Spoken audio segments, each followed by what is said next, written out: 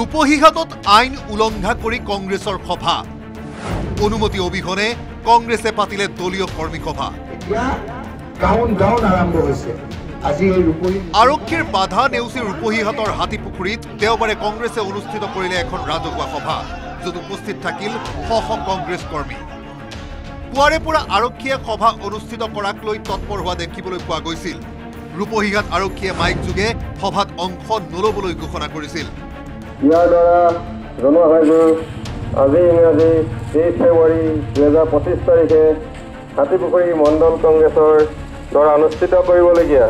কৰ্মী সভাখনৰ অনুমতি ইতিমধ্যে জিলা প্ৰশাসনে বাতিল কৰিছে গতিকে সকলো ৰাইজৰ জ্ঞাতাৰ্থে জনোৱা হয় যে অনুমতি বহিৰ্ভূত এনে সভাত অংশগ্ৰহণ কৰিলে আইনমতে বিহিত ব্যৱস্থা গ্ৰহণ কৰা হ'ব একাংশ কংগ্ৰেছীয়ে নামানিলে প্ৰশাসনৰ বাধা বলপূৰ্বকভাৱে কৰ্মী সভা অনুষ্ঠিত কৰি প্ৰশাসনক ভেগুচালি সাংসদ বিধায়ককে ধৰি কংগ্ৰেছ কৰ্মীসকলৰ আৰক্ষীৰ বাধা সত্ত্বেও কৰ্মী সভাত উপস্থিত থাকিল সাংসদ ৰকিবুল হুছেইন সাংসদ প্ৰদ্যুৎ বৰদলৈ ৰূপহীহাটৰ বিধায়ক নুৰুল হুদা বিধায়িকা শিৱামণি বৰা বিধায়ক আছিফ নাজাৰ ৰকিবুলৰ পুত্ৰ তানজিল হুছেইন অসমৰ ৰাইজ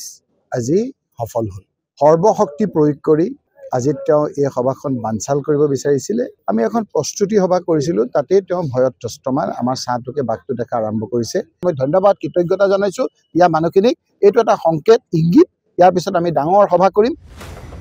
নিয়ম বহিৰ্ভূতভাৱে কংগ্ৰেছে কৰ্মী সভা অনুষ্ঠিত কৰাক লৈ সৃষ্টি হৈছে প্ৰতিক্ৰিয়াৰ ইফালে কংগ্ৰেছৰ সভাত বাধা দিবলৈ ৰূপহীহাট আৰক্ষীৰ লগতে অৰ্ধ সামৰিক বাহিনীৰ এটা বৃহৎ দলে টহল দিয়া দেখিবলৈ পোৱা গ'ল তাৰ পাছতো প্ৰশাসনৰ অনুমতি নোহোৱাকৈ কংগ্ৰেছীয়ে পাতিছিল সভা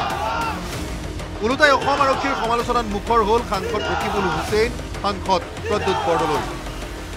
তেওঁলোকে পুলিচ বাহিনী পঠিয়াইছে ঠায়ে ঠায়ে বেৰিকেড কৰিছে আমাৰ কৰ্মীসকল ইয়াত অহাত বাধা দিছে তৎসত্ত্বেও আজি প্ৰায় 700-800 আমাৰ কৰ্মী আহি নিজাববীয়াকৈ আহি খোজকাঢ়ি আহি ইয়াত সমবেত হৈছে মই সকলো কৰ্মীকে ধন্যবাদ জনাইছোঁ ইফালে অনুমতি অবিহনে সভা পতাক লৈ ৰূপহীহাট আৰক্ষীয়ে গ্ৰহণ কৰিব আইনগত ব্যৱস্থা 4 দিন পূৰ্বে ৰূপহীহাটত সাংসদ ৰকিবুল হুছেইন সহ পুত্ৰক আক্ৰমণ কৰিছিল দুৰ্বৃত্তই যাৰ বাবে ৰূপহীহাট আৰক্ষীয়ে গঢ়ি তুলিছিল কটকটীয়া নিৰাপত্তা ব্যৱস্থা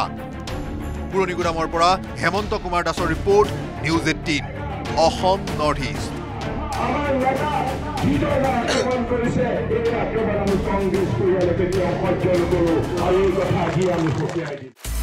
আপুনি বিচৰা বাতৰি পাব কেৱল নিউজ 18 এপত নিউজ 18 এপ ডাউনলোড কৰিবলৈ স্কেন কৰক এই QR কোড গুগল প্লে ষ্টৰতো পাব এই নিউজ 18 এপ